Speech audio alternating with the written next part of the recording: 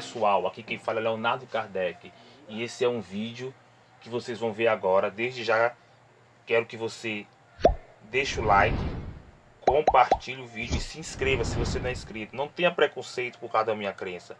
Se inscreva, é bom você estudar o contrário do que você acredita. Estude as minhas análises para você tentar me refutar ou querer me refutar. E aí você vai fazer uma refutação melhor.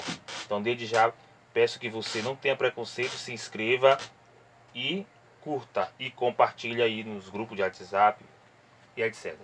Bom, esse vídeo na verdade ele é um vídeo tira-teima no que diz respeito a 2 Pedro 2,9. 2 Pedro 2,9 é usado em debates por imortalistas para alegar que existe o estado intermediário da alma, ou seja, o indivíduo morre, a alma sai do corpo, quem é justo vai gozar do seio de Abraão, o paraíso, e quem é ímpio, quem morre sem Cristo, já está sofrendo a penalidade, já está sofrendo no fogo eterno, ou um fogo, digamos, o Tártaro, o inferno, sei lá, e só assim vai receber a sua recompensa, seja o justo para a recompensa do bem e o injusto para a recompensa da condenação na ressurreição de Cristo. Mas vamos ler rapidinho aqui, estou aqui com a Corrigida Fiel, que diz assim, versículo 9, 2 Pedro 2,9. Assim sabe o Senhor livrar da tentação os piedosos e reservar os injustos para o dia do juízo para serem castigados. Já ao meio da atualizada já diz, sabe o Senhor livrar os piedosos da tentação e reservar os injustos sob castigo para o dia do juízo. Você tem essas duas leituras, não é crítica textual, não há divergência, apenas algumas traduções interpretam de maneira diferente por causa desse particípio aqui, colar ou menos, mas vamos entender. Vamos para o texto. Desde já eu digo com todas as letras, esse texto, gente, não está falando nada de alma desencarnada, não está falando de estado intermediário, coisa nenhuma. É uma fantasia você usar um texto desse no meio de um debate, como eu vejo os imortalistas fazendo, alegar que almas, os injustos aqui estão sofrendo fora do corpo. Primeiro, o contexto não me diz isso, os injustos não diz isso, não há pessoas sofrendo fora do corpo, não há pessoas em um estado intermediário, não. O autor não se preocupou com isso, não está falando nada disso. Isso é apenas uma inferência de imortalistas para alegar o estado intermediário que, digo com todas as letras, dentro desse texto não existe estado intermediário nenhum dentro desse texto. Mas vamos lá para o grego. Vamos lá, eu tenho aqui o verbo oide. Oide kyrios eusebeis, ekpirasmu, riestaiadicus de eis remeran, crisis coladizomenos terem. Eu tenho aqui o verbo saber. O verbo saber aqui está no tempo perfeito. Sabe. Quem que sabe? Kyrios. Aqui é a palavra Senhor. Vamos lá. Senhor. O Senhor. O Senhor aqui está num caso nominativo. O caso nominativo ele é o sujeito. Ou seja, quem que sabe? Quem sabe é o Senhor. O Senhor, Kyrios, aqui, o Senhor aqui é Jesus. Vamos lá. Oide Kyrios. Sabe o Senhor ou o Senhor sabe? Nós sabemos que o Senhor sabe. O que ele sabe? O Senhor sabe livrar. Aqui eu tenho um infinitivo presente, né? Riestai, ou seja, sabe livrar. O Senhor sabe livrar. Presta atenção comigo. O Senhor, ele livra pessoas mortas ou pessoas vivas de algum perigo. Isso. O Senhor livra pessoas vivas de algum perigo. Então eu tenho pessoas vivas. Por quê? Eu tenho aqui esse adjetivo que está no acusativo masculino plural. O Senhor sabe livrar os piedosos, eusebeis, os piedosos, mas ele sabe livrar os piedosos da onde? Aí o que eu tenho aqui, essa preposição, ekperasmu, da tentação. Eu tenho esse substantivo aqui, singular, que está no genitivo, ou a terminação aqui do genitivo. Sabe o Senhor livrar os piedosos da tentação. Então veja bem, ele livra os piedosos da onde? Livra os piedosos da tentação. Será que existe uma tentação fora do corpo, em algum submundo? Não. A tentação existe aonde? Na terra. Na terra que é a tentação. Então, são pessoas vivas? Sim, porque o verbo sabe. Aqui, e o infinitivo riestai. O infinitivo riestai, ele está no presente. Ou seja, o Senhor, ele sabe livrar quem? Os piedosos, as pessoas bondosas, os justos. Os justos da onde? Do perasmu, da tentação. Ok? Então, a primeira cláusula mostra o quê? Que Jesus livra pessoas, são pessoas vivas, da onde? Da tentação. Aí aqui eu tenho, aqui é tido como uma conjunção, alguns dizem que é uma conjunção aditiva, outros falam que é adversativa. Porém, ou e, aí eu tenho aqui e, como é que eu interpreto isso daqui? Eu tenho que procurar um verbo para poder se encaixar sintaticamente algum verbo no infinitivo. Porque a primeira sentença deu: o Senhor sabe livrar os piedosos da tentação. E, porém, ou porém, e eu tenho aqui o infinitivo terem. Esse infinitivo aqui também é presente.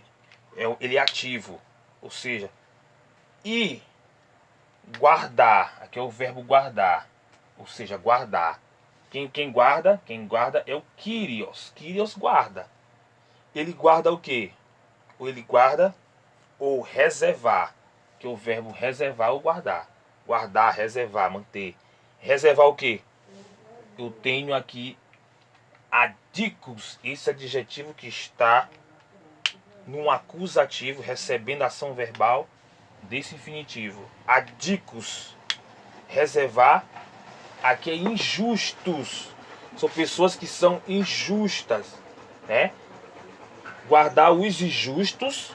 Aí eu tenho uma preposição que dá um sentido de direção para o dia, né? O dia, substantivo que está no feminino, o dia do juízo, Críceus. Esse juízo aqui é o juízo, vamos lá? Juízo final, exatamente. Juízo final, ou seja, os adicos são pessoas vivas ou pessoas mortas? Os injustos aqui, que Deus, que Jesus Cristo reserva os injustos, guarda os injustos para o dia do juízo. Então a interpretação é os injustos para o dia do juízo. Os injustos são pessoas vivas ou pessoas mortas? O que você acha? São pessoas vivas. Por que pessoas vivas? Porque eu tenho essa conjunção, mesmo ela sendo aditiva ou adversativa, eu tenho Cristo lidando com dois grupos de pessoas.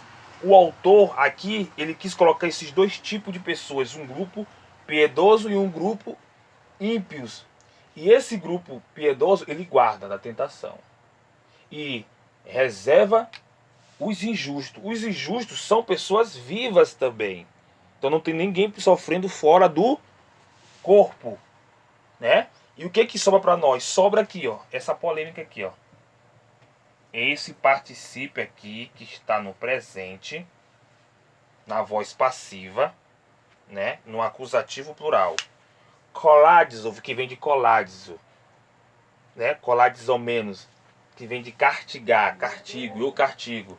Ou seja, se ele sobra, ele pode ser um particípio modal trabalhando para esse verbo. Posso traduzir assim: guardar sob castigo, que a Almeida atualizada traduz, guardar sob castigo para o dia do juízo. Ou eu posso traduzir: guardar os injustos para o dia do juízo. Se for térico, se for um particípio de finalidade, ele dá a ideia de guardar para serem castigados. E aí eu tenho, vai ter que estar implícito aí uma preposição para e o verbo em mim para serem castigados. E aí o verbo em mim ser, para serem, esse verbo pode estar aí no subjuntivo, né? Para ser no plural, para serem castigados. Pode ser um auristo com a função futura, ou seja, o autor que está dizendo que ele mantém os injustos para o dia do juízo, para serem castigados. Aí eu pergunto para vocês, sejam fiéis, não tirem qualquer tipo de crença. Aqui deu margem para a imortalidade da alma? Não deu. Não deu margem para nenhum tipo de imortalidade da alma. Por quê? Porque são pessoas vivas. Se você for analisar o texto, se você der continuidade, estou aqui com a corrigida fiel. Se você for ler o versículo 10, o versículo 10 diz assim, ó. Mas principalmente aqueles que segundo a carne andam, ó, andam em concupiscência de imundícia e desprezam as autoridades, atrevidos, obstinados, não receando blasfemar das dignidades. Então perceba que são pessoas vivas, ele anda em concupiscência. Quem? É os Eusebéis, Eusebeis ou os adicos? É os adicos, que são os injustos. Os injustos aqui, eles são pessoas que vivem em concupiscência. O texto fala, principalmente esses que vivem em concupiscência. Deus mantém ele. Então, se Deus mantém ele, será que ele não tem mais chance? Será que dá margem para alguma eleição incondicional, uma doutrina calvinista? Não. Deus mantém, guarda eles, porque eles decidem serem injustos. E Deus, o texto está dizendo, Pedro está dizendo aqui, ó, Deus aguarda eles. Deus mantém eles ali, né? Para o dia do juízo, para serem castigados. O castigo dos injustos é só no dia do... Aqui, ó. Juízo, gente. Juízo. Juízo. Esses injustos, eles não querem saber de Deus. São pessoas vivas. Então, alguns imortalistas, num debate, citam 2 Pedro 2,9 como prova cabal. Não existe isso. Os injustos aqui, eles andam em concupiscência. Eles não respeitam as autoridades, não respeitam Deus, não temam Deus, andam em carne. Por isso que Deus mantém ele. Esse manter não é que Deus está causando a concupiscência deles, mas Deus está guardando eles. Deus não destrói eles aqui na terra, mas Deus está guardando eles para serem castigados. Eles vão ser castigados aonde? No futuro. Por isso que essa preposição aqui, ela dá uma ideia de para o dia do juízo, leva-no lá para o futuro, para o dia do juízo, para serem castigados. Aí alguém vai dizer, tá, mas o particípio ele está no presente, tá? Mas o particípio não se analisa ele só pelo tempo. Se analisa o aspecto, a maneira que ele se encaixa dentro do texto. O que o contexto está me dizendo é que eles serão castigados futuramente. Deus apenas, esse guardar aqui, não significa que Deus está guardando a alma dos ímpios lá no purgatório ou no inferno de fogo, em algum lugar de tormento, para serem castigados. Não. Esse terem aqui, ele guarda, Deus mantém. Deus apenas, é só uma forma de dizer, Deus segura. É semelhante a alguém que diz assim, semelhante a alguém que fala assim, olha, eu vou guardar, um amigo meu me disse assim, olha, você vai sofrer, o que é teu está guardado, ou seja, o que está guardado, aguarde futuramente que você será atormentado. Então você percebe que esse texto de 2 Pedro 2,9, de maneira nenhuma, ele dá margem para a imortalidade da alma. Que o Eterno abençoe todos, curta, compartilha, deixa o seu like, e aqui quem fala é o Kardec. Quer refutar o Kardec? Refute dentro da língua grega. Pode criticar, mas o Kardec não crê na imortalidade da alma.